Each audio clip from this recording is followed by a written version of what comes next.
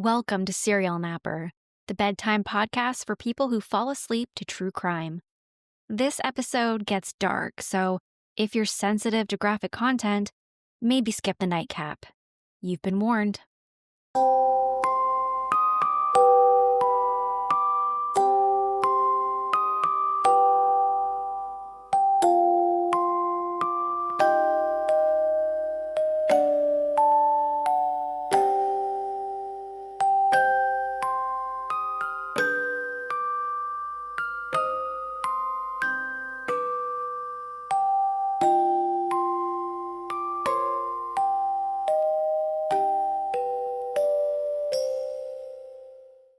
Hey everyone, my name is Nikki Young, and this is Serial Napper, the true crime podcast for naps. I'm back with another true crime story to lull you to sleep, or perhaps to give you nightmares. The date was August 18th, 2025 in Caldwell, Idaho. Police arrive at a family home to find an 18-year-old shot dead in her bedroom. Her body isn't just lifeless. It's been covered with a pride flag. Her adoptive father, really the only father she has ever had, the man who pulled the trigger, tells them that it was his way of honoring her. Her name was Hope Onyx Cornish. To her mom, she was fiery, stylish, and kind.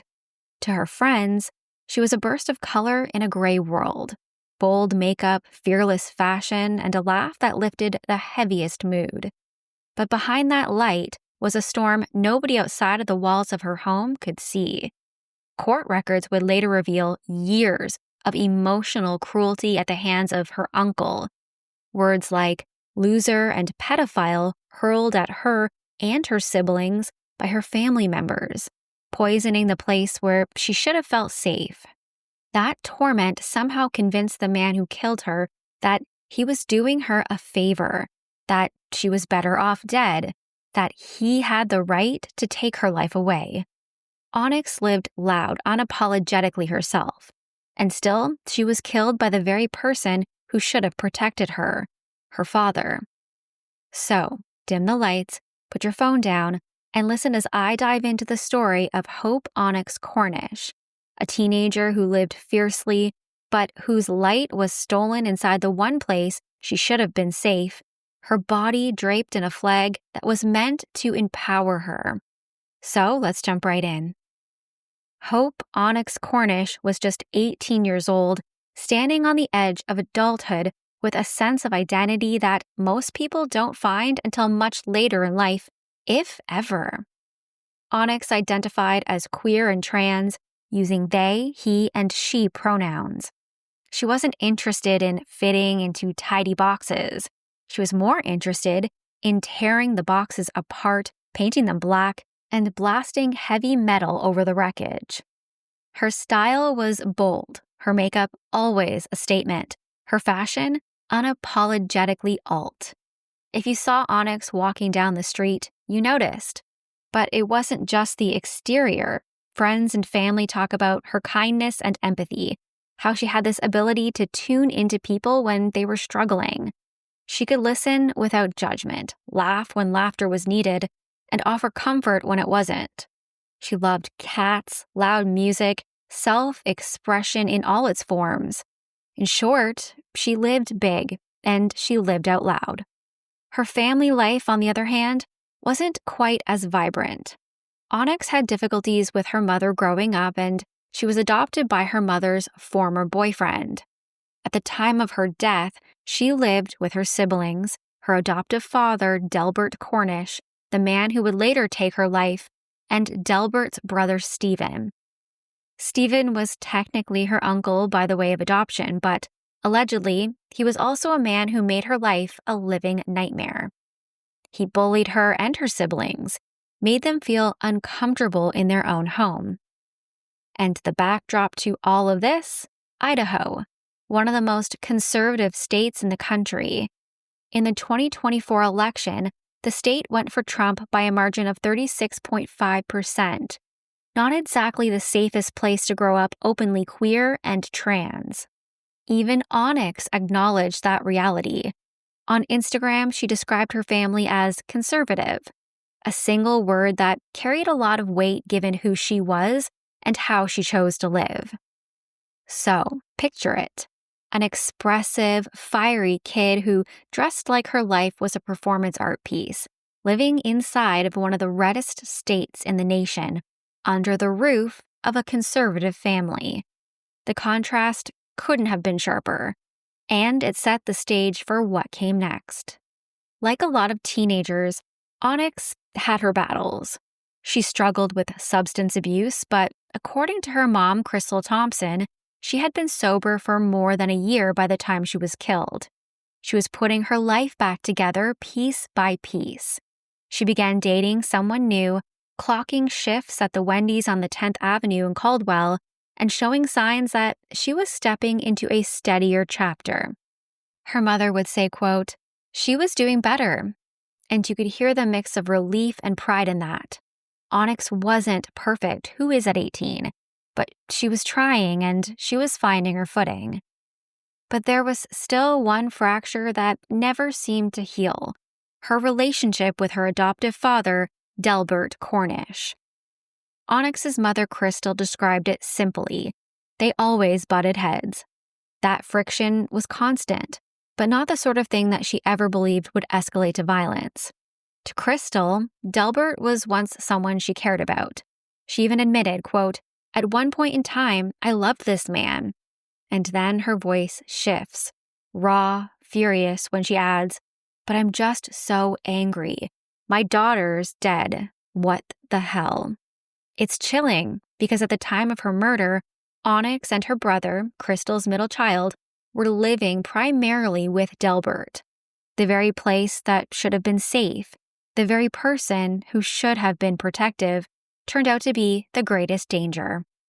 Sadly, no one knew it at the time. The cracks in the family weren't sudden. They'd been spreading for years.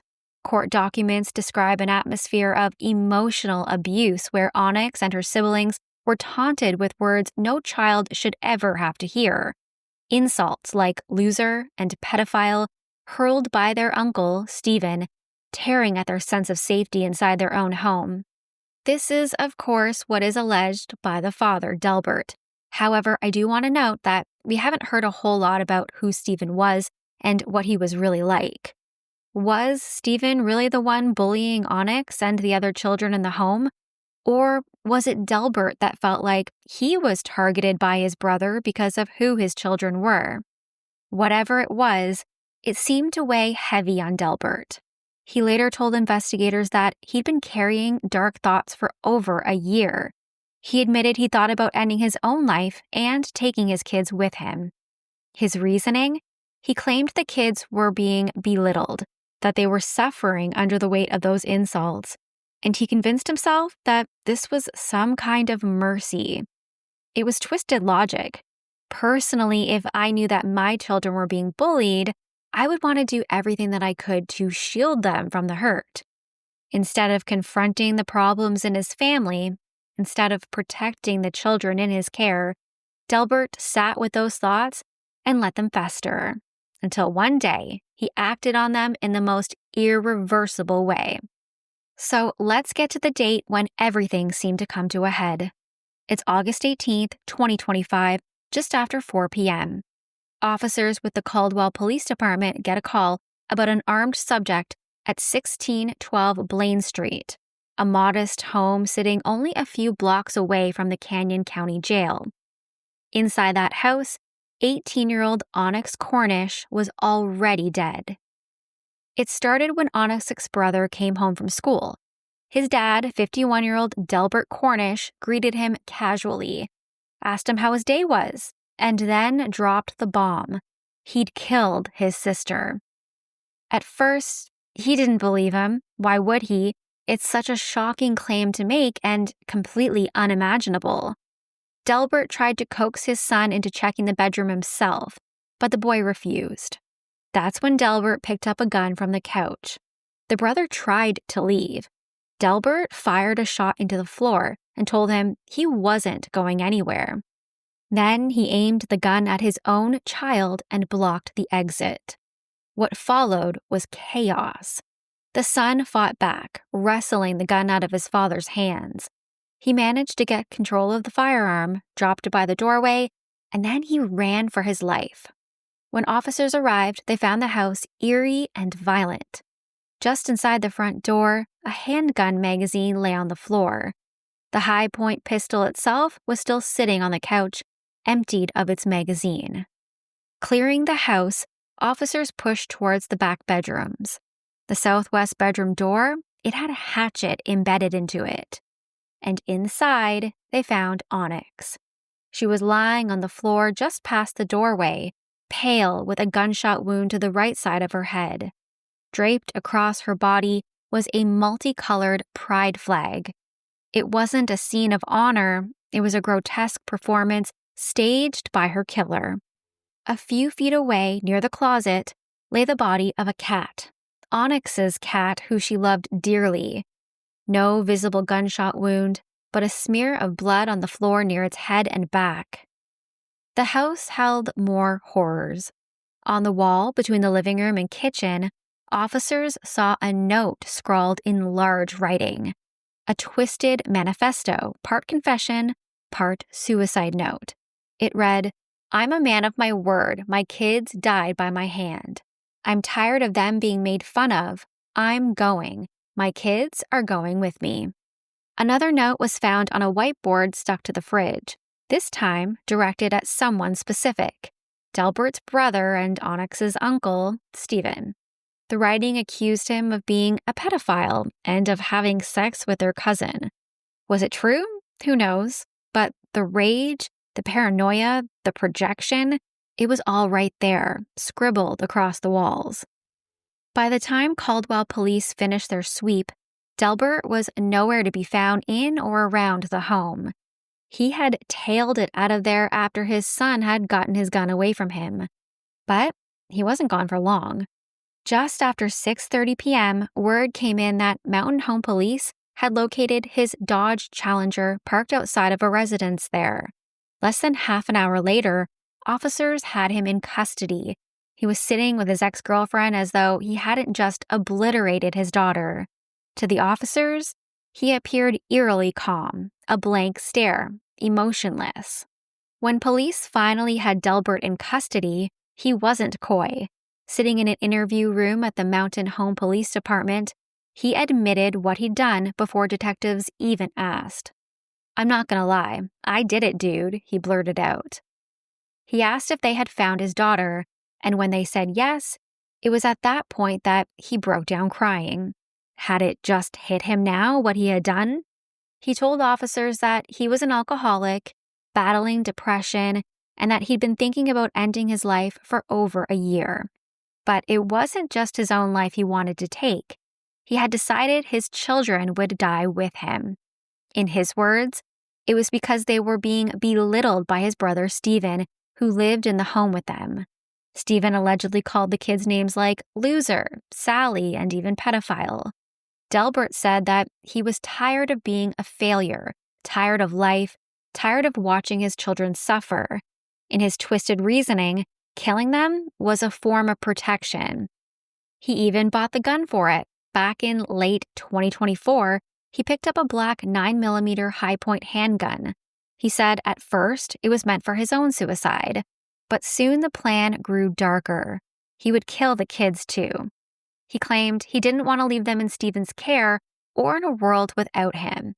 In his mind, they'd be better off dead. On August 18, 2025, he decided the time had come. He woke up and told his brother cryptically, "Today is the day." Stephen assumed he meant that he'd hear back about a job because he had been out of work for a few weeks now. But Delbert knew it meant something else entirely. Once Stephen left for work and his son left for school, Delbert sat on the couch with bourbon in hand, the handgun hidden in the cushions. Around 9 a.m., he walked down the hall towards Onyx's room. His plan had been to shoot her while she slept. It would be, quote, easier, he told police. But then she opened the door. Caught off guard, he raised the gun and shot her in the head. He told detectives that he watched for 20 agonizing minutes as she gasped for air. He cried as he said it, calling himself a piece of shit. He even claimed he kissed her cheek and told her that he was sorry before she died. Then he killed her cat too, reasoning that no one would take care of it once she was gone. Finally, he draped her body with a pride flag, saying it was his way of honoring her. To him, it was some twisted gesture of honor, but to everyone else, it was salt in the wound. That flag wasn't his to use, it was Onyx's. It represented her identity, her community, her refusal to hide. Draping it over her body after killing her wasn't respect. It was performative cruelty. It was Delbert trying to script the story on his terms, even in death. For queer and trans people, the pride flag, it's a symbol of survival, resistance, and joy. To see it used this way, as a shroud over a teenager shot for being herself, it turns that meaning inside out. It's a reminder that symbols only matter when the people holding them actually respect what they stand for. And Delbert Cornish never respected Onyx's truth while she was alive. Afterwards, he said he went into a rage, punching holes in the walls and burying a hatchet in her bedroom door. Then he scrawled suicide notes across the house. On the living room wall, he wrote, "I'm a man of my word. My kids died by my hand. I'm tired of them being made fun of." On the fridge whiteboard, another message, this one aimed at Stephen, accusing him of being a pedophile. A third note, handwritten weeks earlier, was tucked away under a hat by the TV. That one started, quote, "I am Delbert Cornish. I have done the abomination. My daughter Hope and my son have gone with me by my own accord." The son he spared came home from school just hours later. Delbert told him outright that he had killed his sister. He held the gun in his hand, fired it into the floor, and tried to keep the boy inside. But his son fought back, wrestled the gun away, and fled. Delbert said he didn't have it in him to hit his son, his only biological child, and so he let him go. When the boy left, Delbert briefly tried to turn the gun on himself, but the magazine had been removed in the struggle and the weapon wouldn't fire. So he gave up. He tossed the pistol onto the couch, grabbed the keys to his brother's Dodge Challenger, and then drove to Mountain Home. There at his ex-girlfriend's house, he confessed everything to her. He even asked her to call the police so that he could face the consequences. By the time officers arrived, he was waiting for them. In the middle of this horror, there's one piece of the story that deserves to be shouted from the rooftops. Onyx's younger brother. He was just a kid walking home from school when his world shattered. Imagine walking through the door, expecting the smell of dinner or the sound of your sister's music, and instead being told by your father, "I killed her." Delbert didn't stop there. He picked up the gun, fired around into the floor, and told his son that he wasn't going anywhere. He even blocked the exit and aimed the weapon at him. For most kids, that would have been the end. But this teenager fought back. He lunged at his father, wrestled the gun out of his hands, and bolted for safety. That act of resistance didn't just save his own life.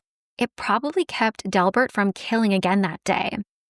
The responding officers later found the weapon tossed onto the couch, the magazine missing. That was because of the brother. He disarmed his father, dropped the gun, and ran. Without that moment of sheer bravery, the case that we're talking about tonight could have ended with multiple dead children instead of just one. But heroism doesn't erase the trauma. This boy is a survivor of a father pointing a gun at him, of wrestling it away, of leaving his sister behind in that bedroom because he had no other choice. He's now going to have to carry that with him forever. And while Delbert will face trial, it's his son who will live with the memory of being forced to fight for his life in his own living room. Delbert Cornish was booked into Canyon County custody and quickly charged with first-degree murder. Prosecutors aren't mincing words.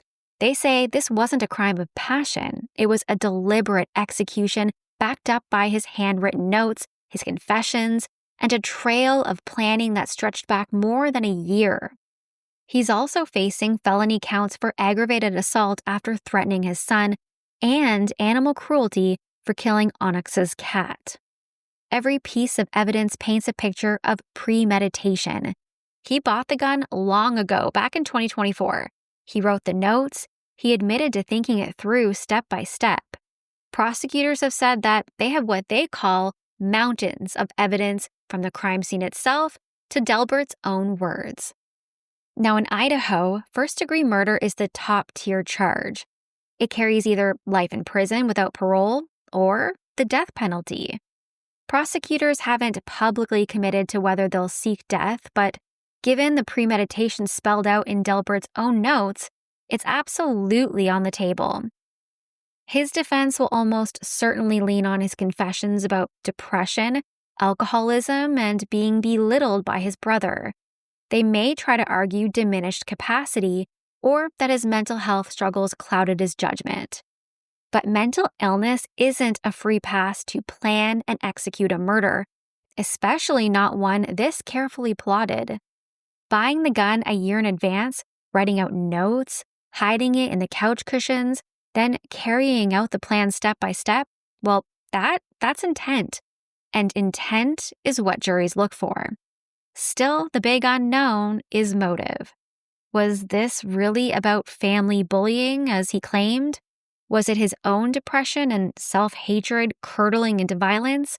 Or was it about control, about punishing a daughter who didn't fit neatly into the conservative mold of his household? Prosecutors haven't nailed down a narrative for the jury yet, but they don't really have to. They just need to prove that he pulled the trigger with intent, and the notes, the confession, and the body under the pride flag do all of that all on their own. In the meantime, the community is reeling. Friends, family, and LGBTQ+ advocates, they're demanding not just justice for Onyx, but recognition of who she was.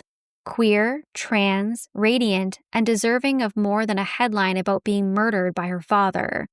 They want her identity respected, her pronouns remembered, and her story told fully. And in a state where politics and prejudice often drown out voices like hers, that demand matters. Onyx wasn't a statistic, she was a person. In the days after her death, Onyx's family and friends gathered not just to mourn, but to remember who she really was. Her mom, Crystal Thompson, has spoken through her grief with a mix of love and rage. She called her daughter stylish, kind, fiery, 3 words that now feel like both a tribute and a loss.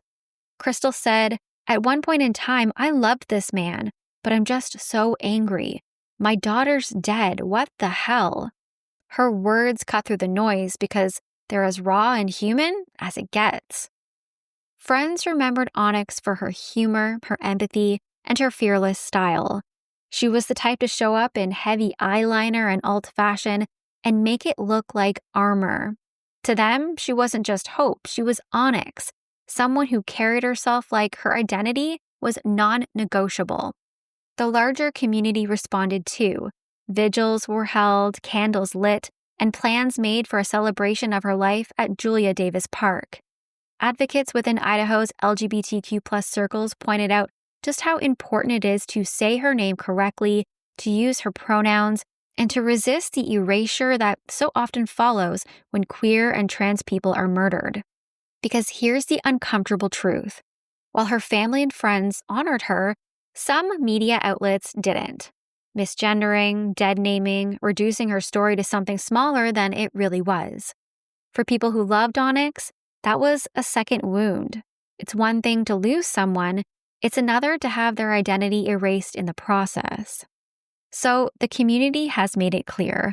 Justice isn't just about convicting Delbert Cornish. Justice is also making sure Onyx is remembered for who she was. An 18-year-old with a big smile, a sharp sense of style, a love of cats and metal music. And a refusal to live quietly. Her murder didn't happen in a vacuum. Being openly queer or trans in Idaho comes with a unique weight. This is a state where conservative politics shape the culture. Idaho went red by more than 36% in 2024 in the election. And lawmakers there, they've pushed some of the harshest restrictions targeting LGBTQ plus youth in the country. For a teenager like Onyx, who lived boldly and unapologetically, that environment can feel hostile before you even step outside your front door. Add in a conservative family setting, and the pressure only builds. The Trevor Project's 2023 survey found that nearly half of LGBTQ plus youth seriously considered suicide in the past year, and trans youth reported even higher rates. Not because they're inherently fragile, but because they're living in environments that constantly tell them that they don't belong. So when we talk about Onyx's death, we're not just talking about one act of violence. We're talking about a climate where queer and trans kids are more vulnerable, where cruelty, neglect, and erasure can pile up until something breaks. Onyx wasn't just surviving in Idaho, she was thriving in spite of it. And that makes her loss cut even deeper. Onyx Cornish should be here today, working shifts at Wendy's, posting photos of her alt fits online, blasting metal too loud, and being the stylish, kind human her mom described. Instead, her life was stolen inside the walls of her own home, of her own bedroom, by the man who was supposed to keep her safe. Delbert Cornish will face his day in court. Prosecutors say that they have more than enough to put him away, but there's no sentence long enough to balance what he took. Onyx's family, her friends, her community, they're left to pick up the pieces, light candles, and try to make sure that her identity isn't erased along the way. And that's the part that sticks. Onyx lived loudly in a place that wanted her quiet. She demanded to be seen, and now it's on us to keep seeing her, not just as a victim, but as an 18-year-old who loved cats and heavy eyeliner and being exactly who she was, even when the world around her made that dangerous. That's it for me tonight. If you want to reach out, you can find me on Facebook at Serial Napper. You can find my audio on Apple or Spotify or wherever you listen to podcasts. I post all of my episodes in video format over on YouTube, so go check it out. And if you're watching on YouTube, I'd love if you could give me a thumbs up and subscribe. Every little bit helps. I'm also on Patreon if you'd like to get your Serial Napper episodes early and ad-free. Hop on over and check out all the details at patreon.com/serialnapper. Until next time, hold space for Onyx, and remember, some people's biggest crime is refusing to shrink for someone else's comfort. Bye.